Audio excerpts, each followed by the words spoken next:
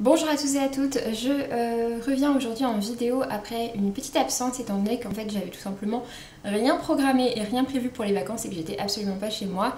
Donc voilà, du coup vous n'avez pas eu de vidéo pendant les vacances, donc j'ai pas filmé de vidéo depuis un petit moment maintenant et du coup j'ai pas mal de titres à vous présenter en point lecture, donc je vais filmer aujourd'hui deux points lecture, vous aurez le deuxième un petit peu plus tard pour vous présenter du coup mes dernières lectures de décembre et donc mes dernières lectures de 2019. Mais du coup maintenant qu'on est en 2020, eh bien, je souhaitais avant toute chose vous souhaiter une très belle année 2020, qu'elle soit pleine de tout ce que vous pouvez souhaiter et voilà, qu'elle vous apporte du bonheur, enfin en fonction de ce que vous désirez.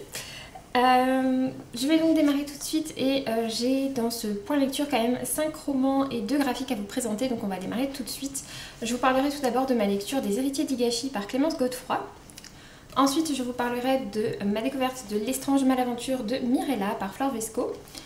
Puis ce sera au tour d'Illuminae, le tome 1. Ensuite je vous parlerai du roman À toute allure par Maureen Nishson, Orion, pardon. Et je terminerai côté roman avec une lecture que j'ai effectuée en format audio. Il s'agit de la lecture du second tome de Nevermore, donc le Wanderer par Jessica Townsend. Et après ça, je vous parlerai de mes 2 lectures graphiques, à savoir Avec toi, donc de Keiko Nishi, et la bande dessinée, le roman graphique Betty Boop. Et du coup je vais démarrer tout de suite et je vais démarrer avec Les Héritiers d'Higashi par Clémence Godefroy. C'est aux éditions du Chat Noir dans leur collection Neko, du coup c'est leur collection autour des légendes japonaises. Et ce premier tome s'appelle Okamiheim, pardon. C'est une série qui sera en 3 volumes, en sachant que le tome 1 ne se finit pas non plus sur un cliffhanger. Et ça se sent qu'il va y avoir une suite, mais voilà, ça se finit pas sur un cliffhanger, qui est un procédé que j'aime de moins en moins retrouver dans mes lectures, je dois dire. Donc voilà, et j'aime beaucoup cette couverture. C'est un roman qui fait partie des 20 présélectionnés pour le PLIB et qui dans tous les cas m'intéressait déjà avant, mais c'est vrai que je m'interrogeais un peu par rapport au fait que ce soit un tome 1. J'en ai donc un peu discuté avec des personnes sur le salon de Montreuil et ce qu'ils m'ont dit m'a convaincue.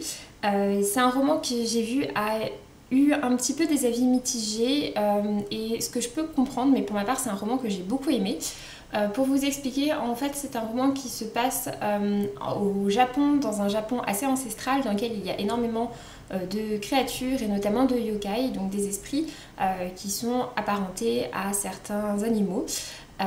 Et du coup voilà, on a tout ce folklore japonais qui est extrêmement présent et on a différentes histoires qui s'entremêlent avec notamment l'histoire d'une jeune femme qui est une disciple et de la main argentée, je crois, de la main pure. Cette jeune femme va être chargée de surveiller sur une autre jeune femme qui a priori est promise à quelqu'un.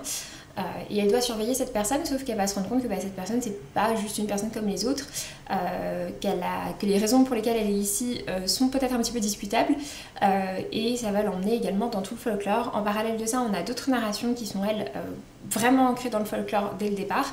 Donc voilà, c'est un roman que j'ai beaucoup apprécié, il fait environ 200 pages.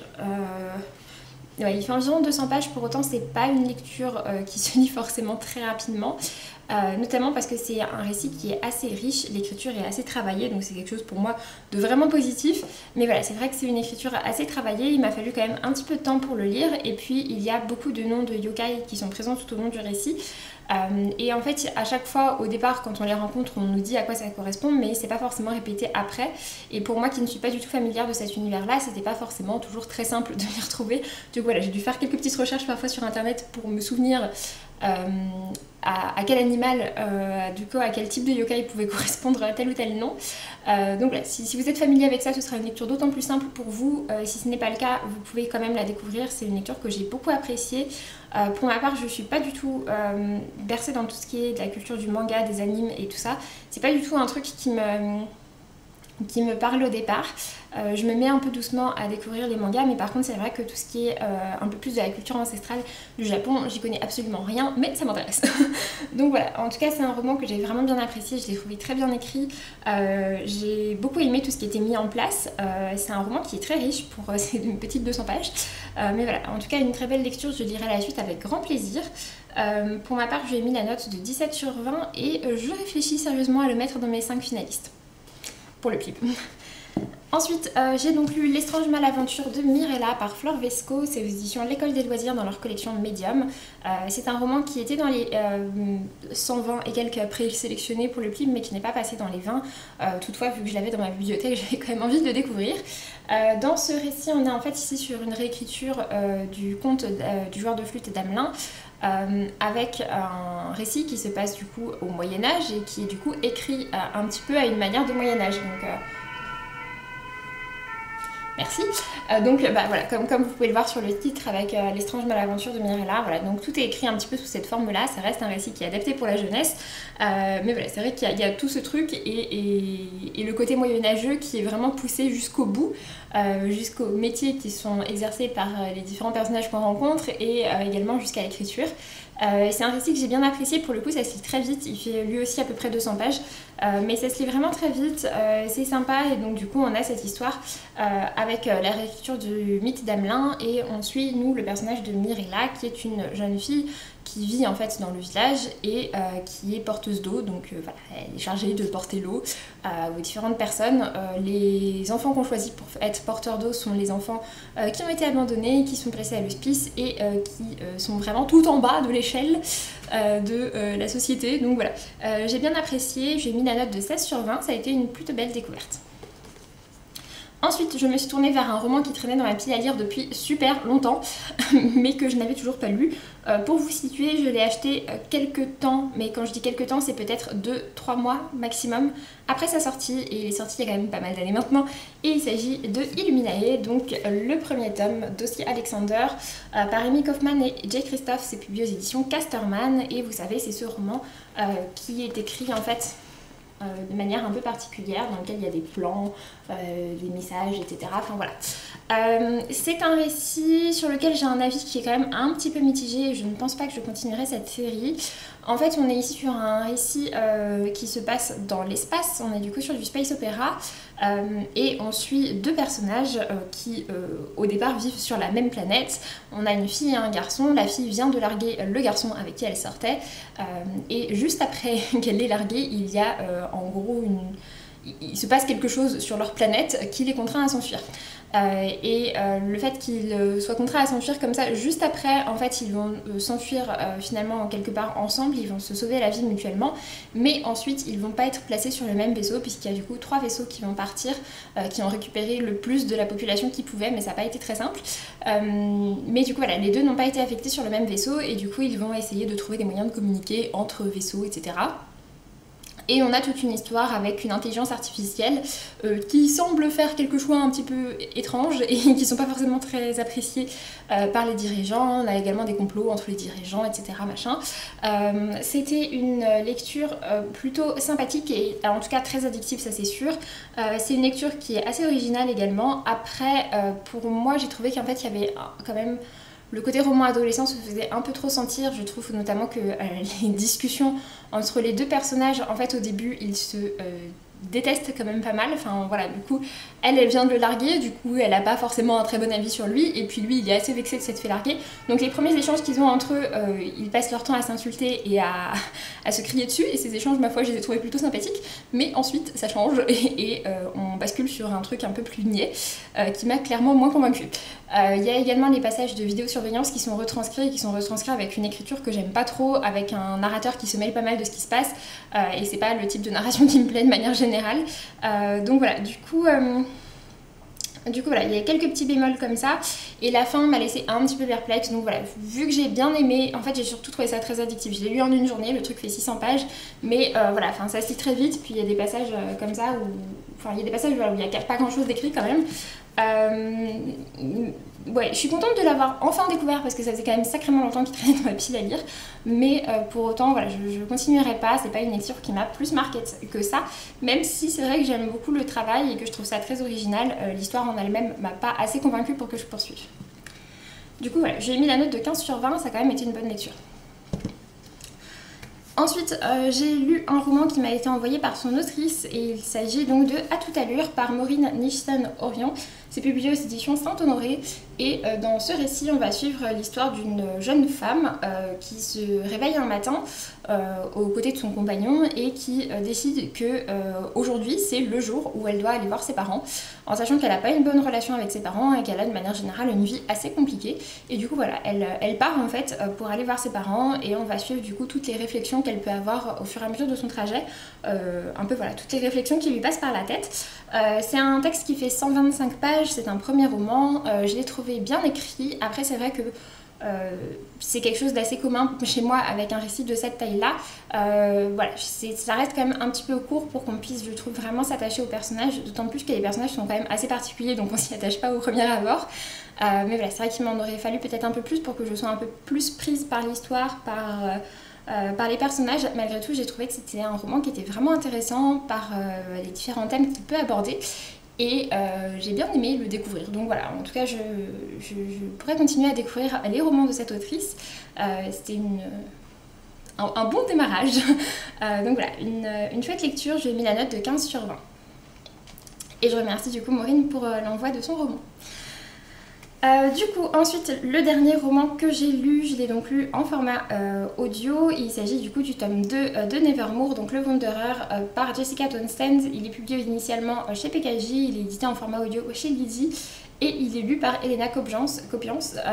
J'avais déjà écouté en fait le premier tome de Nevermoor également sur Audible. C'était la même narratrice, j'avais beaucoup aimé la narration et du coup j'attendais désespérément que le second volume arrive sur Audible. En fait la sortie en audio a été annoncée quasiment dès le départ, mais il a mis un petit temps avant de se retrouver sur Audible. Du coup voilà, j'attendais désespérément, je surveillais régulièrement s'il n'était pas arrivé, mais c'était pas encore le cas. Donc voilà, du coup quand j'ai vu qu'il y était, je me suis dit que c'était enfin l'heure de me lancer puisque j'avais vraiment bien accroché au premier tome. Du coup je vais pas vous faire un résumé de ce tome 2 mais un résumé du tome 1. Dans le premier tome on découvre l'histoire de Morrigan Crow qui est une jeune fille qui vit dans une sorte de pays dans lequel certains enfants sont maudits, et c'est son cas à elle, puisqu'en fait voilà, elle est née le jour du Merveillon, et tous les enfants qui sont nés le jour du Merveillon non seulement sont maudits, et en plus vont mourir le jour de leur 11e ou 12e, je sais plus, anniversaire. Du coup Morrigan n'est pas super contente.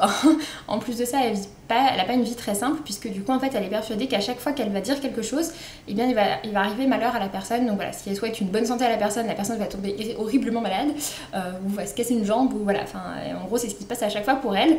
Du coup elle n'a pas une vie très chouette, sauf que le soir de son anniversaire, le fameux anniversaire auquel elle doit mourir, eh bien il y a un homme qui va se pointer chez elle et qui va l'emmener en fait pour aller dans l'état libre de Nevermoor. Et de là, il va décider de l'inscrire à un concours, puisqu'en fait il vient la chercher en lui disant je sais que tu as un pouvoir et du coup je vais t'inscrire à des épreuves. Si tu réussis ces épreuves, tu seras accepté dans la société Wendros, qui est en gros vraiment la société où toutes les personnes sont extrêmement appréciées, tous les gens dans la société sont considérés comme une famille, etc. Et donc Morrigan, elle comprend pas trop en quoi est-ce qu'elle a un pouvoir, mais d'un autre côté tout ça la fait un peu rêver, et du coup elle accepte de suivre Jupiter et de participer à toutes ces épreuves. Donc c'est ce qu'on suivait dans le premier tome, et donc du coup ici on a le second tome. Dans ce second tome, il y a des petits points que j'ai moins appréciés par rapport au tome 1. En fait, dans le second tome, il y a différents aspects de l'histoire et il y a tout l'aspect vraiment école, académie que j'ai trouvé génial.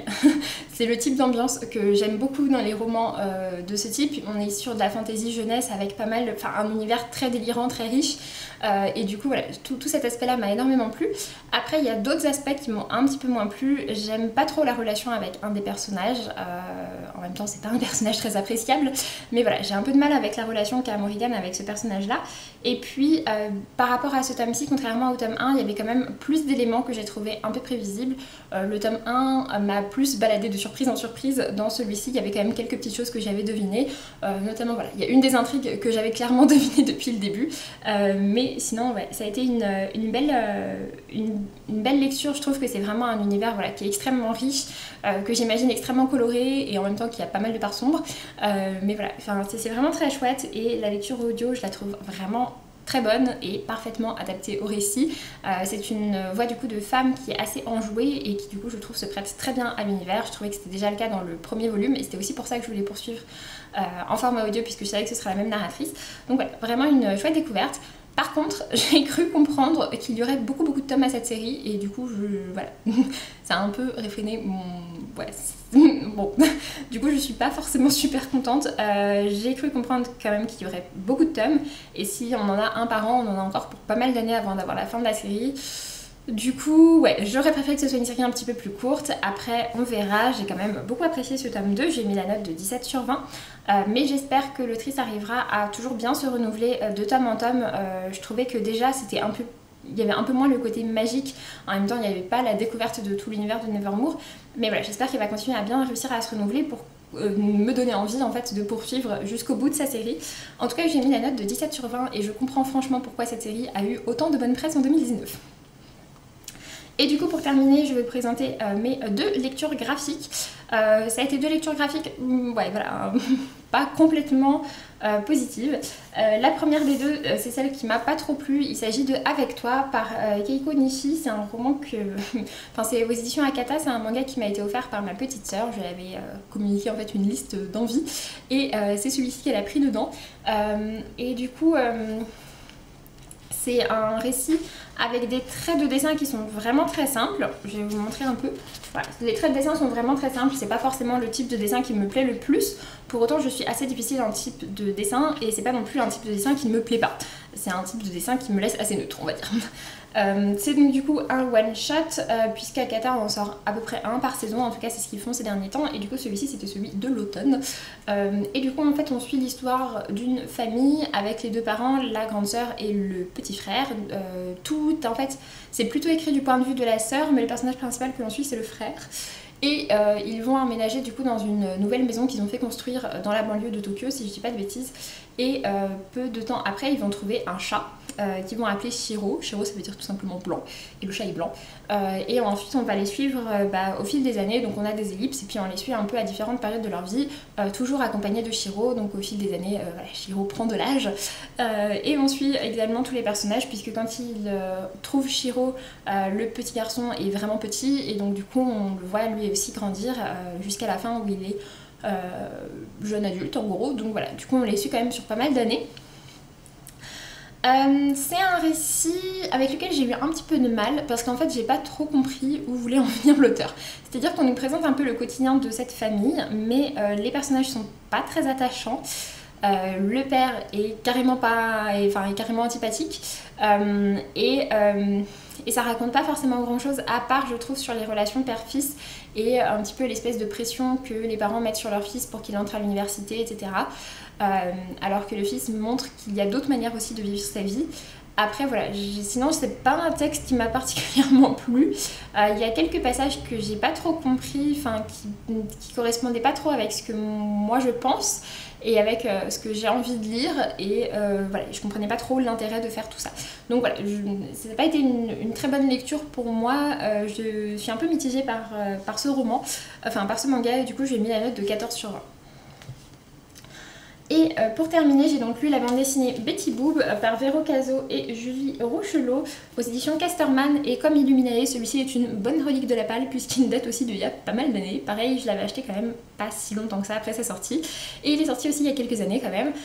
Pour ce qui est de ce récit, on est sur un récit dans lequel il y a extrêmement peu de texte. Donc c'est un roman graphique voilà, avec vraiment très peu de texte. Pour vous montrer un peu des planches. Voilà, il n'y a quasiment jamais de texte en fait, ou sinon des fois il y a des paroles de chansons ou ce genre de choses. Et on va suivre du coup l'histoire d'une femme à laquelle on va apprendre qu'elle a un cancer du sein. De là, avec son cancer du sein, ça va changer énormément de choses dans sa vie, ça va changer sa relation de couple, ça va changer le rapport qu'elle a à son corps et elle va du coup décider ensuite de devenir une danseuse de cabaret, se faire appeler Betty Boop, etc. Comme voilà, ce que laisse suggérer cette couverture. C'est un style de dessin du coup comme je vous ai montré qui est assez particulier, c'est pas trop un style de dessin qui me parle je dois dire, peut-être que si je l'avais un peu plus feuilleté je ne l'aurais pas acheté puisque c'est vrai que c'est pas le type de dessin vers lequel je me tourne habituellement. Ouais, voilà, après c'est une question de goût personnel.